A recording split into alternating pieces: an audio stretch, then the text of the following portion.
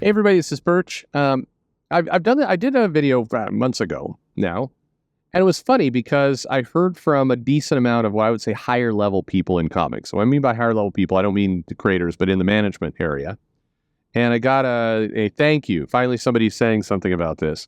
And the topic was, if you look at the big picture, again, not month by month, and it's not a popular opinion on the internet, what I'm about to say. But if you look at the bigger picture, the 5-year picture, for example, and when you're thinking about careers, as hopefully most of you know, as you're going into your jobs and doing things, when you look at a career, you typically look at a 5-year window.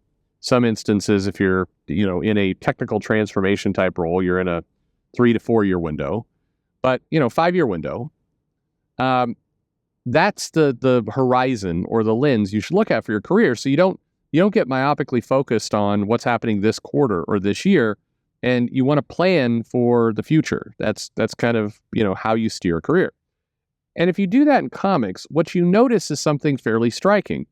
The people who act like complete jerks typically do not survive that 5-year window.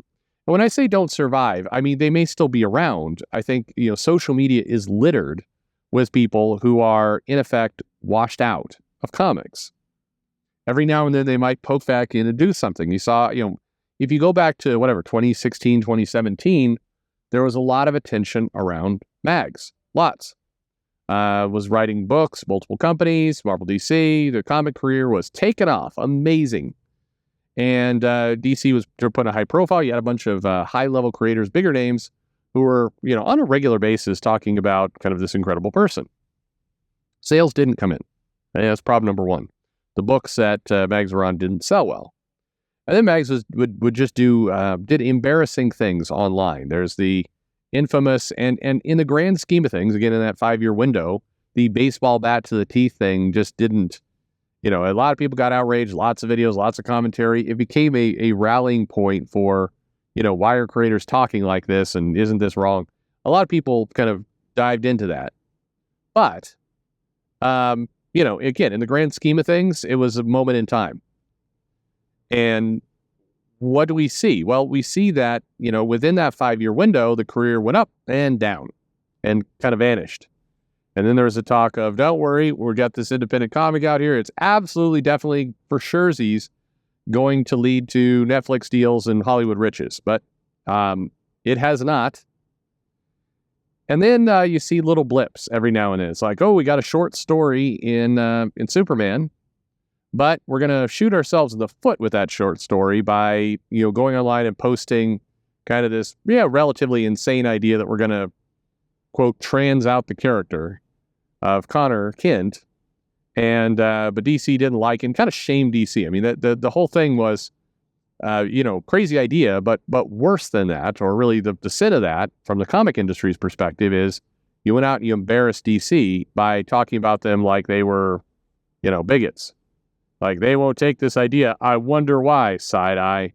Everybody's loving this idea. Look at all the money they're leaving on the table. Let's not be insane. There's not a bunch of money left on the table. That's just crazy. Yes, your 100 followers on Twitter all got excited around that, but that you cannot, 100 followers on Twitter do not equate to a successful comic or a ton of money on the table. And then Meg's got something with what was Zack Snyder kind of in one of the books. But again, this isn't a comics career. These are little blips here and there. And so the premise I talked about kind of months ago was the industry punishes these behaviors that a lot of videos and commentators say need to be punished. It just doesn't happen immediately. And, there's different phases of that. I had a harsh argument with a complete and utter fool who, for what it's worth, has a much lower subscriber base than I do, for what it's worth. But, this guy was basically like, the second a creator ever said anything online, I would fire them from my company. I would cancel all their books. Okay, let me play that out for you for a moment. If you cancel the creator, fine. The books are made anywhere from 12 to 6 months in advance. Okay, so if you fire them, guess what? There's still going to be this trickle of books that's going to go out. And this person's idea was, nope, I would pulp and cancel all those books. Well, guess what? You are going to go broke long before you get comics out into the market because it is expensive to produce a book. First of all, you're not just impacting one creator. You're talking about, if it's a writer, you got an artist in there, you've got a colorist in there, you've got a letter, you got all these other pieces in there, editors coming into the picture. So you're paying all these people, or you're one of these shenanigan companies where you don't pay. It's much worse. But you're paying all these people, and then you're getting it printed, and then you're sending it to the distributor, and then you're going to go, I don't like your tweet. I'm going to pull this from the market. I'm going to wreck whatever marketing I did, and I'm going to thoroughly irritate the customer base. Now, because your customer base is not going to sit there going, hey, this book I was looking forward to or I had pre-ordered, I'm not going to get it now because of a tweet. Good for you for taking that stance. Some people might say that. Your core audience is going to be like, what the hell? So that's not a viable path. Again, fire the person, don't work with the person again? Sure, but understand that that's not going to kick in immediately. And that's kind of my point. My point is, if you look at the grand scheme of things, these creators vanish. Bad behavior does get punished. If you become an annoying, nuisance to your publisher, now in this instance, I wish that was more customer-focused versus publisher-focused. And what I mean by that is a creator can get away with being kind of an obnoxious jerk to customers as long as they, pay proper, homage and, kind of suck up to their publisher who's signing the bill. And I think that's wrong for sure. The publishers do need to have more of a customer mindset.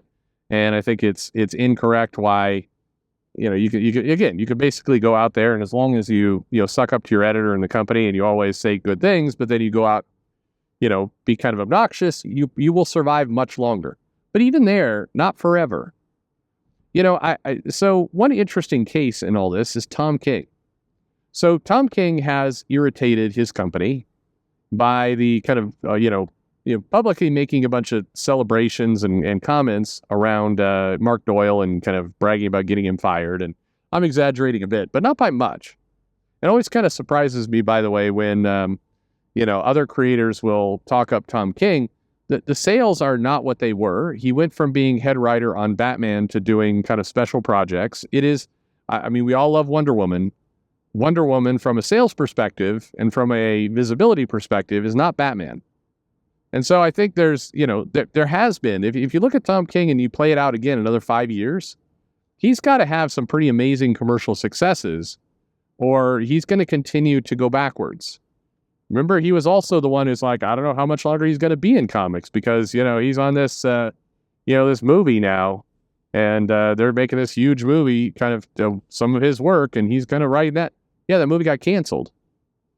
So, all of these things tend to kind of, contribute to the same story, which is if you act like a lunatic, it's not going to, be punished immediately, but they are going to get you at some point.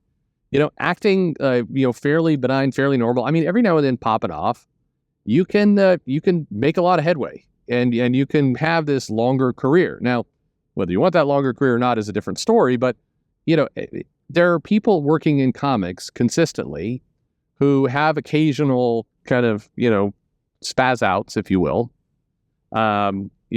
Chris Claremont will say some fun things at a con. Peter David will talk about the Romani every now and then, and Twitter will get all angry for half a second, and then bring it up like 5 years later. But generally, easy to work with. And I'll give you even a more kind of tough example to wrap your head around.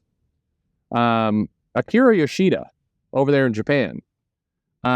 He did things that I think were, the sin there, which is, we've gotten he impersonated an Asian person. Sure, that's the Twitter outrage version of that. The other version of that was he basically gave himself work. It is a rule. You're not supposed to, double dip. And he did. And he got away with it. Why did he get away with it? Well, one key reason, because he's generally a cheerful fellow and people like him. That's it. Yes, he does work and other things and domain expertise, but that's a big one.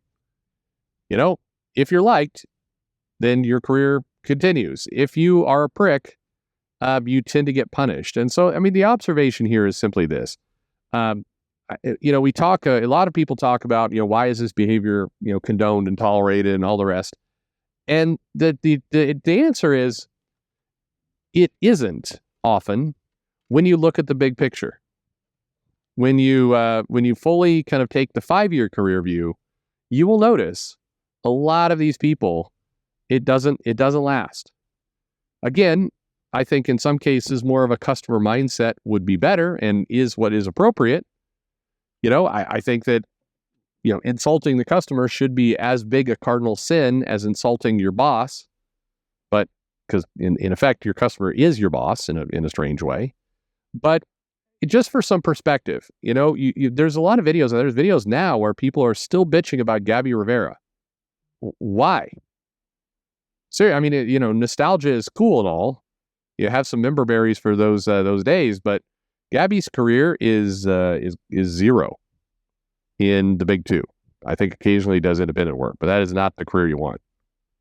So, again, this is a little bit of a things do work out if you look at it from the long view.